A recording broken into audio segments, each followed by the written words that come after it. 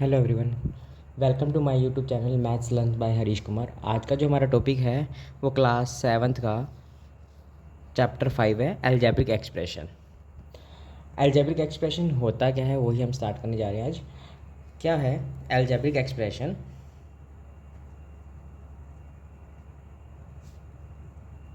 Algebraic expression a combination of constant and variable variables connected by some or all the four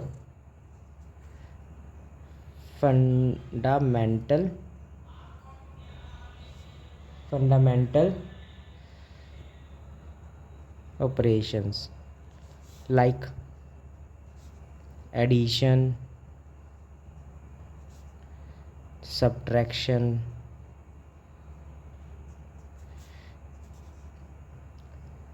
multiplication and division,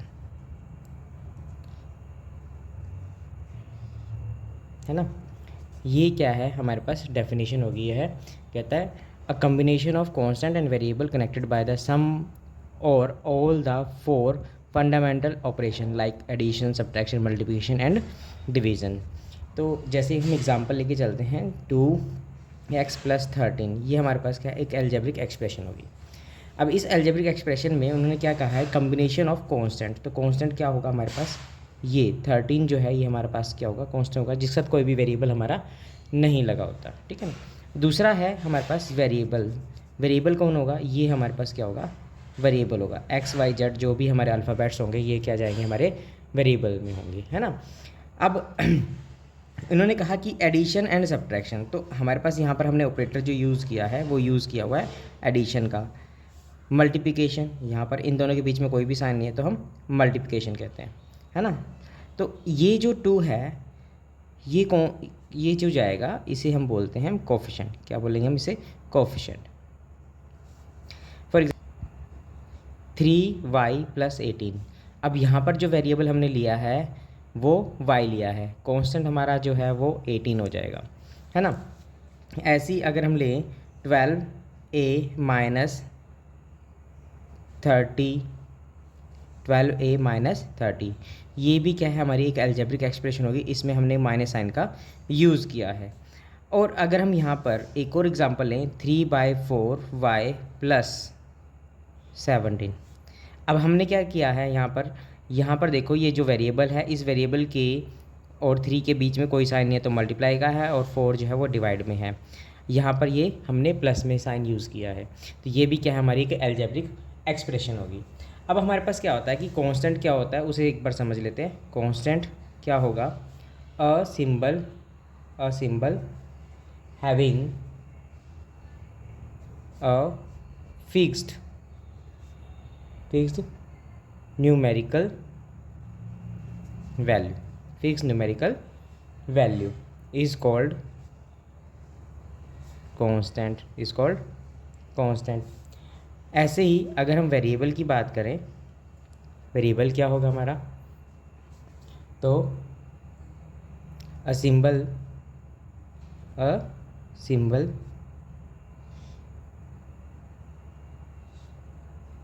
which can take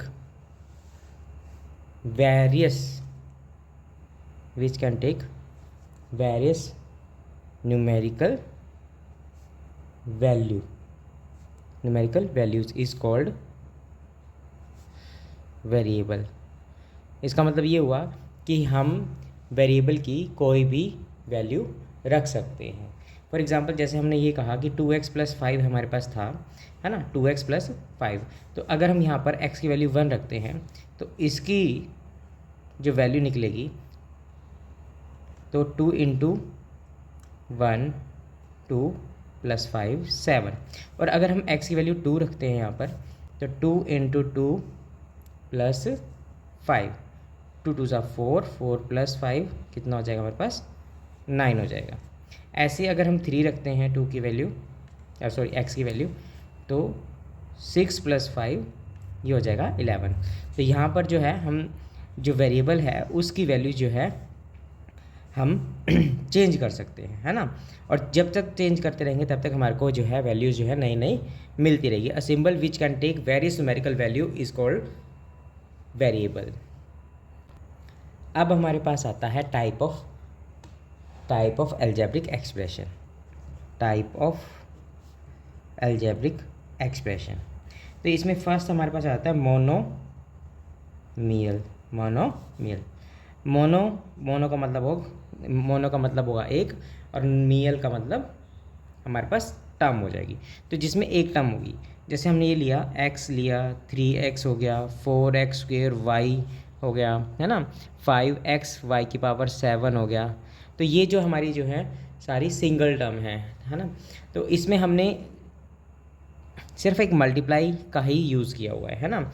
multiply अगर divide करना चाहो तो जैसे हमने 4/5 लिया, 4/5 x² y, तो ये हमारे पास मल्टीप्लाई में भी आ गया, डिवाइड में भी आ गया, लेकिन हम इसे किस में काउंट करेंगे, सिंगल टर्म में काउंट करेंगे। ऐसी बाइनोमियल बाइनोमियल का मतलब होगा जिसमें दो टर्म हो। फॉर एग्जांपल x - 5 हो गया, 2x + 3y हो गया, x² - 7, 4x² - 7, है ना। तो इसमें ये देखो कि माइनस और प्लस ने, ये जो हमारे ऑपरेटर हैं, इन्होंने दो टर्म को ऐड कर दिया, है ना। ये दो टर्म है, इन्होंने दो टर्म को कंबाइन कर दिया, combination of constant and variable, है ना। अब ट्राइनोमियल, ट्राई का मतलब क्या होगा हमारे पास 3, तो इसमें 3 टर्म हम जोड़ सकते हैं। फॉर एग्जांपल x² x की पावर 3 माइनस y की पावर 3 प्लस 2z की पावर 3। यहाँ देखिए x वेरिएबल, y वेरिएबल और z वेरिएबल को हमने प्लस और माइनस दोनों ही ऑपरेटर एक साथ लिए हैं, दोनों को हमने जोड़ दिया है ना, कंबाइन करा। अब हम दोनों ही साइन प्लस के भी ले सकते हैं, या फिर दोनों ही माइनस के ले सकते हैं। ऑपरेटर से हमारा कोई मतलब नहीं है, ऑपरेटर जो है वो टर्म्स को जोड़ने के लिए हमारे पास, है ना। टर्म्स को हमने क्या किया है, ज्वाइन किया है ना। ऐसे क्वाड्रीनोमियल हमारे पास एक टर्म है। क्वाड्रीनोमियल में क्या होगा, इसमें हम 4 टर्म का यूज़ करते हैं। 4 टर्म इन द सेंस जैसे 2x² + y² - z² प्लस में x y z। अब यहाँ पर 1 2 3 4 हमारी 4 टर्म्स जो है वो कंबाइन हो चुकी है, ठीक है ना। प्लस माइनस और प्लस हमने ऑपरेटर का यहाँ पर यूज़ किया है कंबाइन करने के लिए, है ना। अब हमारे पास क्या आता है, देखो इसके बाद हमें जो पता होना चाहिए, like terms and unlike terms.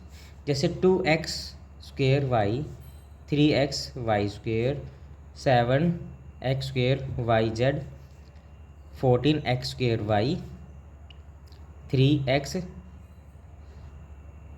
y², यहाँ पर 18 ले लेते हैं, है ना, 18 ले लेते हैं। अच्छा, अब हमें यहाँ से क्या करना है, हमें लाइक टर्म जो है फाइंड आउट करनी है। तो यहाँ पर क्या हो जाएगा, देखो लाइक टर्म किसे कहेंगे, जिसके वेरिएबल सेम और पावर भी सेम होगी। जैसे यहाँ पर हमने सभी में क्या लिया है, वेरिएबल सभी में चेक करो तो x y और x y है हमारे पास, है ना। लेकिन पावर की अगर हम बात करें, यहाँ पर x की पावर 2 है, यहाँ x की पावर 1 है, तो ये तो अनलाइक टर्म्स होगी। यहाँ पर चेक करें, यहाँ पर x y z हो गया, यहाँ पर x y है। अब इन दोनों को देखें तो यहाँ पर x y है, यहाँ भी x y है, यहाँ x की पावर 2 है, यहाँ पर x की पावर 2 है, y की पावर 1 है, y की पावर 1 है। तो लाइक टर्म में कौन आ जाएगा, 2x² y, 14x² y, ये हमारी लाइक टर्म होगी। ऐसी दूसरी लाइक टर्म हमारी बनती है 3x y², 18x y²। ये हमारी लाइक टर्म के अंदर आ जाएगा। हमारे पास क्वेश्चन आता है, क्वेश्चन में गिवन है, कहता है right all the term of each of the following algebraic expression, जिसमें फर्स्ट पार्ट में हमें गिवन है 5x⁴ minus 3x⁴ plus 2x plus 7, और इसमें से हमें क्या निकालना है, हमें टर्म्स लिखनी है। जितनी भी टर्म्स हैं इसके अंदर उनको हमने सेपरेट करके लिख देना है। जैसे 5x⁴ comma minus 3x⁴ comma 2x comma 7, ये हमारा आंसर हो जाएगा, ये हमारी टर्म है। जैसे सेकंड पार्ट में हमें गिवन है, कहता है कि a⁴ b⁴ प्लस में 2ab, ये हमारे पास क्वेश्चन है। इसमें हमें टर्म लिखनी है। अगर इसमें टर्म लिखते हैं तो यहाँ पर आएगा a⁴ b⁴ comma 2ab। Third part में हमें गिवन है a⁴ minus ab plus b², यहाँ पर टर्म आ जाएगी a⁴ comma minus ab comma b²। Fourth part, उसमें हमें गिवन है, कहता है 12x² प्लस 5x माइनस 8, यहाँ पर टर्म होगी 12x² comma 5x comma minus 8। Fifth part 3x⁵ minus 7x² y² plus में 7, तो यहाँ पर आंसर हो जाएगा 3x⁵ comma minus 7x² comma y² comma 7। Next question है थर्ड क्वेश्चन में हमें गिवन है, कहता है find the constant term in the following expression. अब हमें क्या निकालना है, कांस्टेंट टर्म बतानी है, कांस्टेंट टर्म्स बतानी है, ठीक है ना। तो फर्स्ट क्वेश्चन में हमें गिवन है, जैसे यहाँ पर हो गया x² माइनस 8। सेकेंड पार्ट में हमें गिवन है x² minus 4x plus 7/9। Third part में हमारे पास गिवन है x प्लस 1/2, और फोर्थ पार्ट में हमें गिवन है 3x² माइनस 5x माइनस 3। अब इन चार पार्ट्स में हमें कांस्टेंट टर्म हमें बतानी है। इन चारों में कांस्टेंट टर्म क्या होगी, यहाँ पर आंसर आ जाएगा इसका, ये देखिए -8, जिसका वेरिएबल नहीं लगा हुआ, जिसका वेरिएबल नहीं लगा होता वो हमारा कांस्टेंट टर्म होगा, है ना। जैसे अब नेक्स्ट क्वेश्चन में हमें गिवन है 7/9। नेक्स्ट में हमारे पास गिवन है प्लस 1/2, और लास्ट में -3, ये हमारे आंसर हो जाएंगे।